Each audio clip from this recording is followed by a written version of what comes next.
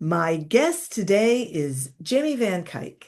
Jamie is a hiring consultant and the CEO and lead strategist of Growing Your Team. With, reflective teams. I'm sorry, let me try that again. With ineffective teams being a top reason businesses fail, Jamie helps entrepreneurs master the art of hiring so they can grow with confidence. Drawing from over 15 years of leadership experience, she teaches her clients how to hire right every time and shares expert insights as the host of the Growing Your Team podcast. Thanks so much for joining me today, Jamie. Yes, thank you so much for having me. I am thrilled to be having this conversation. This is something that so many small businesses struggle with, you know, the whole hiring, doing it right, whatever. My first question is this. What are the four key components to finding that right fit for your team? Yeah, I would say really breaking it down to the four components is one, you really need to know who you're hiring. You need to understand those hiring details. A lot of times we just think about what tasks we want to delegate, but it's so much more than that. It's who's going to fit into your culture, who's going to fit into your existing team if you have that. What is the work style that really matters?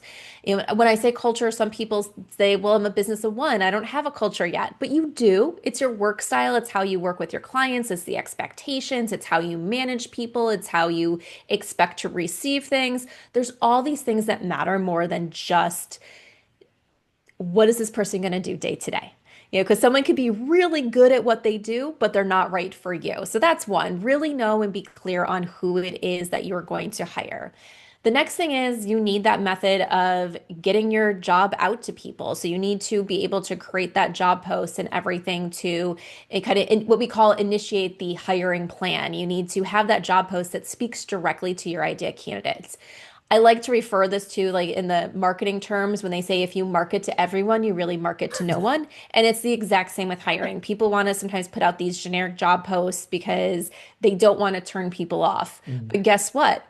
You want to hire the right person for you. So who cares if you turn off the person that is not right for the job? So you really want to write a job post that says, that makes people say to themselves when they read it, yes, this is the job for me. They just spoke directly to me. They described me to a T. And other people are going to read that and go, nope, that's not the job for me. I'm going to pass on applying. So you want to speak directly to your idea candidates so they can see themselves in that job. Okay. Then the next component is you have to review the candidates. You need to make sure that you are selecting the right person. And you want to set up a process that's make sure you're not going off of gut instinct, but you're actually determining if someone is right. So this is what should you actually look for on a resume? Resumes should not be us reading between the lines, creating a life story. We should just be looking for simple things to say, yes, this person qualifies for an interview, or no, they do not. And when you really go through that process, you can narrow down to the specific things you're looking for and not get stuck bringing someone in for an interview because they have a pretty resume, but have no qualifications that actually match what you're looking for. Then the other part of the review process is the interviews. You really want to make sure that are fully prepared for interviews, that you've specifically selected questions for that position that goes back to the very first step and uncovers what we need to know about this candidate to determine can they do the job. So if we're looking for someone that has a specific work style, how do we determine during the interview that they have that work style? How do we determine during the interview that they have the right skills that we're looking for? So we want to develop interview questions that uncover that correct information. So that way we can really say, yes, this person has proved to us that they can do the job versus, well, I really like them and I have that personal connection with them. Because that personal connection is great and important when you're a small business, but it's not everything. They still need to be able to do the job and be right to work for your organization. And the Wait, last yeah, part, yes. go. I would say, and the last part is once you make that decision, you have to onboard them effectively. People always forget this part of the hiring process I included in there. That person is really not a fully functioning person on your team until you train them. And one of the things I will always say is we think of training, especially when we hire someone that's already an expert, they've been doing the job. We think training like, oh, I just need to show them where the bathroom is or how to log into the systems.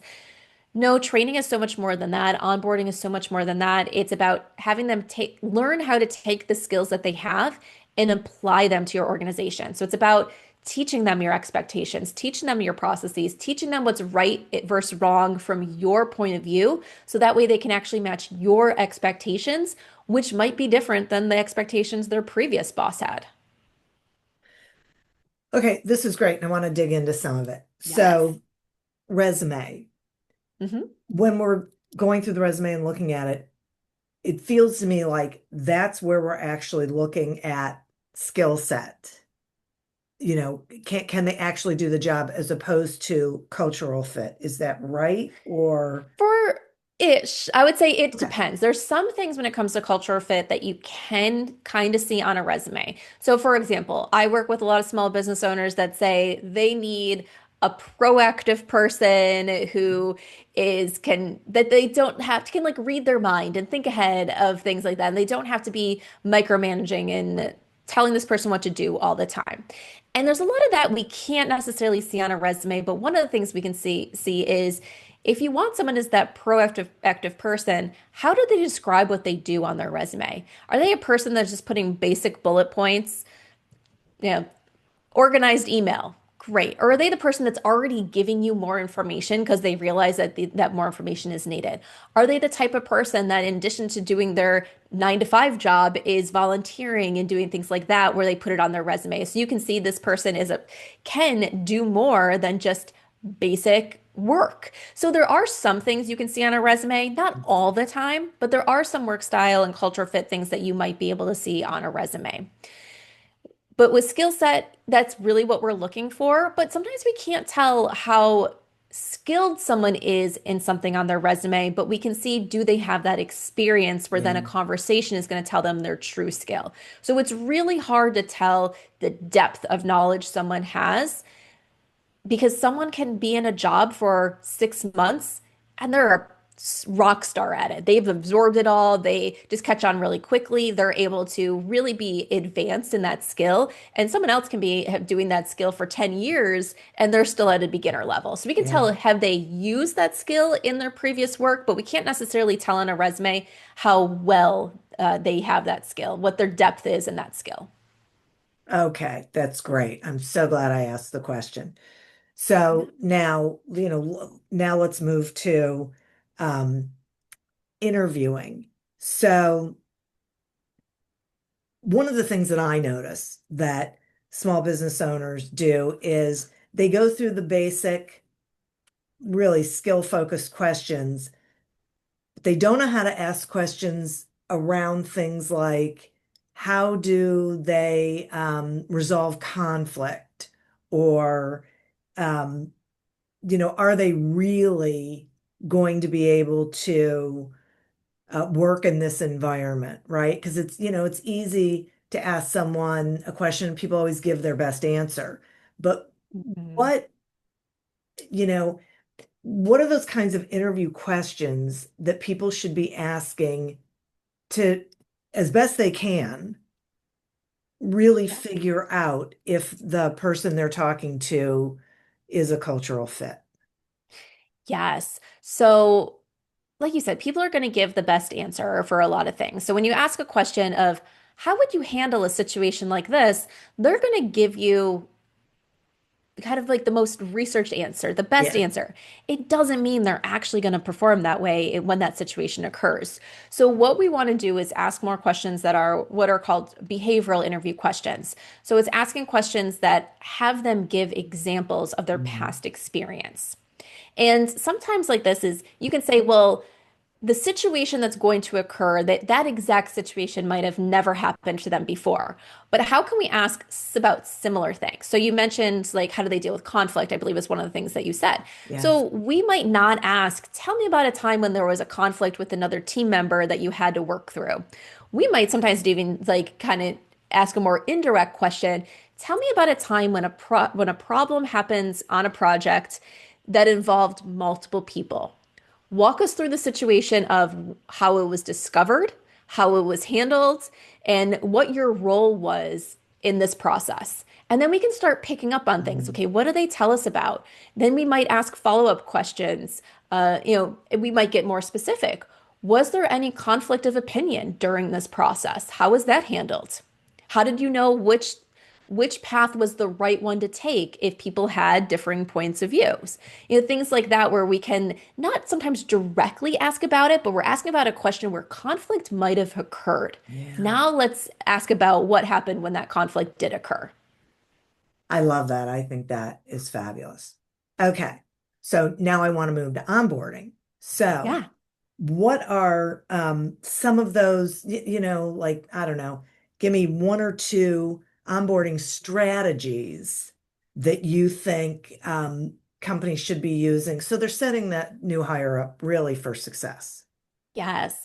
Okay. So, as I mentioned before, onboarding is really teaching that person how to do the job inside your organization. So, we're not necessarily teaching them how to do the skills. They should be coming in with those skills. Occasionally, there's a skill gap that we're aware of. So, we do need to build that skill training into onboarding. But let's just, for the sake of this conversation, say they have all the skills that they need. We're just teaching them how to apply it to our organization. So, some of the things that I will say is essential for successful onboarding is one, remember that 40 hours of training is really way too much for both your company side and someone else's side. So we don't want to overwhelm people with onboarding at first, which means sometimes onboarding takes a few weeks to get through everything, depending on how complex your organization is, how complex the role is, and stuff. So we need to say, what can I teach in 1 week? That then this person can be doing some work and producing some work. So we go back and forth with our onboarding and saying, there's training time and then there's doing time. Ah, So if on day one, I teach them X, what can they do after they know this? And they might not really be able to do anything that's specific to their role yet, but it's what can they do on their own that they can apply what they're learning or be able to self-learn. So for example, one of the things I do on the first week when my new employees come on is when I teach them the first week, it's a lot about who we are growing your team. How do you understand our foundations, what we stand for, what we train on, and things like that. So I have part of their self-guided training is going and listening to part of my podcast, going and listening to me talk on other podcasts. They can really learn who we are as a brand, what we talk about, our values, and things like that. So it's this mix of we train, you do, but that doing might not be a part of your whole job. So for some people, it is we train. Now I'm going to have you go do a project that this is a project you might never do because yeah. we have another team member that does this type of work, but it's the foundation of this has to happen in the organization before you can do your work. So we're teaching you that foundation part of it where you're going to partner with someone else. So it's just remembering that it's okay not to feel that it's okay for your onboarding plan to be lengthy, and it doesn't mean that they're not producing work of value during that time. So it might be that week two, they're doing 50% of their job, but that's still they're doing 50% of their job because you haven't trained on the rest, but they're still able to do projects that fall into 50% of their job. The other thing to make onboarding really successful is what I like to call the stair step approach. It's kind of like similar if you're ever have taught a kid to ride a bike. You don't put a kid on a bike or show them how to ride a bike and say, okay, get on it, go, you're good. No, you have training wheels on it at first. Then you might loosen the training wheels so there's a little bit of wobble so they're learning to get their balance on their own. Then you take the training wheels off, but you're probably still holding onto the bike. Then you're running beside them as they're pedaling that bike. So if they start to wobble, you can catch them. And then eventually you're watching them go down the road on their own. The same with training. Hmm. So they might watch you do it. You guys might do it together. Then they might do it while you're watching them. They might do it while you're very closely reviewing everything after the fact to make sure that they got it all right. And then they're doing it on their own, where maybe you're just checking every once in a while. And then eventually you're like, you got this. I feel like that's a great way to onboard and train because it also teaches you to let go and trust someone and not just like, I'm throwing you into the deep end of the pool. Hopefully you got it. And fingers crossed that you're going to do well for my business. It's you're slowly letting go as they're slowly taking over. And so it's this good transition that feels more comfortable for you and is comfortable for them as well. And and the other benefit of that is that it lets you see whether they really have learned the things that you've been telling them instead of, Yeah. because there's people who go, uh-huh, uh-huh, uh-huh, and then Mhm. they weren't really Yes. absorbing. They just didn't feel comfortable saying, I'm not absorbing this, but that's Yeah. also how you And make sure. yeah, and I think like one of the important things to say there is, absorbing it. Sometimes people think they're absorbing the information, but they're absorbing it based off of their point of view from what they already know. Yes. So they're thinking that they get it, they go do it, and you see a disconnect. So sometimes we have to say, okay, that's not exactly right. Here's the difference, and here's why this difference matters. So that way they can train, you can retrain Yeah. them and help them really understand what you meant because sometimes we think we're absorbing it and we're not. Yeah. I like to give this analogy of watching a movie. So if you think of a movie that you love, that you've watched more than once, that second time you watched it, you picked up on stuff you did not pick up on that first time. Nothing changed. It's exactly the same as it was this first time. The Yeah. only difference is your baseline knowledge changed. So because you knew more, you were able to absorb more the second time. So it's the same with training. Sometimes we have to repeat stuff because Mhm. they only are capable of absorbing so much at first and they don't realize that they're missing components of what you told them. Boy, that's a great analogy. Wow. Jamie, thank you so much for sharing these tips with our listeners. Will you tell them how they can find you, please? Yes, you can find me at growingyourteam.com. We're also on most social media platforms at Growing Your Team. So you can find us all over, and we have the Growing Your Team podcast that's available on all major podcasting platforms. Excellent. Thank you. And listeners, thank you. You are who we're doing this for.